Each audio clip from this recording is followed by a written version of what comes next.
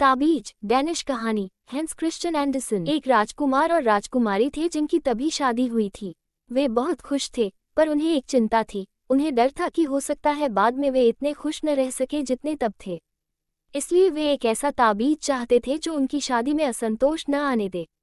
उन्होंने एक विद्वान साधु के बारे में सुना था जो जंगल में रहता था और दुनिया के हर दुख का इलाज जानता था। ये दोनों उसके पास गए, उसे अपने दिल की बात बताई और सलाह मांगी। होशियार साधु ने सारी बात सुनी और कहा, दुनिया के हर देश में जाओ, जब तुम्हें ऐसा जोड़ा मिले जो अपनी शादी है तो उनसे कहना कि अपने बदन के साथ चिपके कपड़े का एक टुकड़ा दे दे। एक बार वो मिल जाए तो उसे हर वक्त अपने साथ रखना। वो छोटा सा टुकड़ा बड़ा ताकतवर ताबीज होगा। राजकुमार और राजकुमारी यात्रा पर चल दिए। अभी बहुत दूर नहीं गए थे कि उन्होंने एक ऐसे सूरमा के बारे में सुना जो शादी से बहुत खुश था। वे उसके महल तक गए और उन दोनों से पूछा कि क्या ये सच है कि वे अपनी शादी से पूरी तरह संतुष्ट हैं।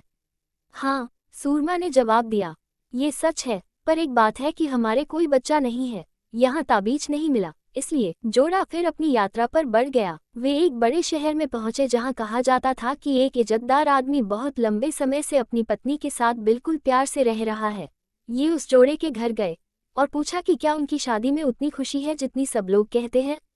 हाँ, है, अच्छे आदमी ने जवाब दिया, मैं और मेरी पत्नी बड़े चैन से रह रहे हैं।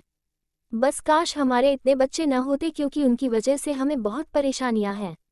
यहाँ भी ताबीज मांगने का कोई फायदा नहीं था और वे दोनों चलते गए। सबसे पूछते जाते थे कि क्या किसी की शादी में सिर्फ सुख है, पर ऐसा कोई नहीं मिला। एक दिन वे नदी के किनारे के मैदान से गुजर रहे थे। उन्होंने देखा कि एक गर्रिया बैठा बांसुरी बजा रहा था। उसी वक्त उसकी पत्नी गोदी में छोटा बच्चा और साथ में छोटा लड़का लिए पति के पास आई।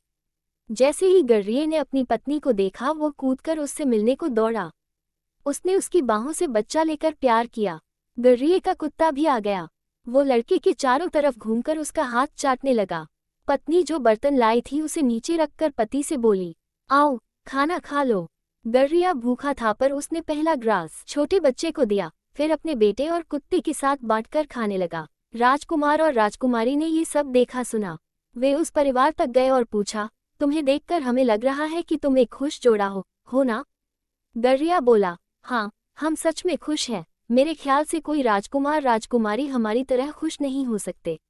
राजकुमार ने कहा, मेरी बात सुनो, कृपा करके अपने बदन के साथ लगे कपड़े का एक छोटा सा टुकड़ा हमें दे दो, हम तुम्हें उसकी कीमत देंगे। गर्रिया और उसकी पत्नी एक दूसरे को देखकर शर्मा गए। आखिर वो बोला, भगवान जानते हैं कि हम तुम्हें टुकड़ा ही नहीं पूरी कमीज ही देते, पर अगर हमारे पास होती तभी न, हमारे पास नहीं है। राजकुमार राजकुमारी यात्रा करते रहे क्योंकि वे जिस ताबीज को ढूंढ रहे थे वो मिली नहीं थी। आखिर इस अंतहीन यात्रा से तंग आकर वे घर की तरफ चल दिए। उनका रास्ता जंगल में से जाता था जहां उस साधु की कुटिया थी। वे रुके और उसके पास गए ताकि बता दे कि उसकी सलाह कितनी बेकार थी।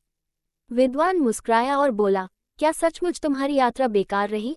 क्या तुमने अपने अनुभवों से कुछ नहीं सीखा? राजकुमार मान गया, हाँ, मैंने जान लिया है कि धरती पर संतोष का वरदान बहुत कम मिलता है। राजकुमारी ने कहा, मैंने ये समझ लिया है कि संतोष के लिए जरूरी है कि हम संतुष्ट हों। राजकुमार ने राजकुमारी का हाथ अपने हाथ में लिया और गहरे प्यार से दोनों एक दूसरे की तरफ देखने लगे। विद्वान ने उन्हें आशीर्वाद दिया और कहा, तुम्हें अपने दिल में सच्चा ताबीज मिल गया। इसे ध्यान से रखना और तब तुम कितना भी लंबा जीवन जियो, असंतोष की बुरी नज़र तुम पर अपना असर नहीं डाल पाएगी।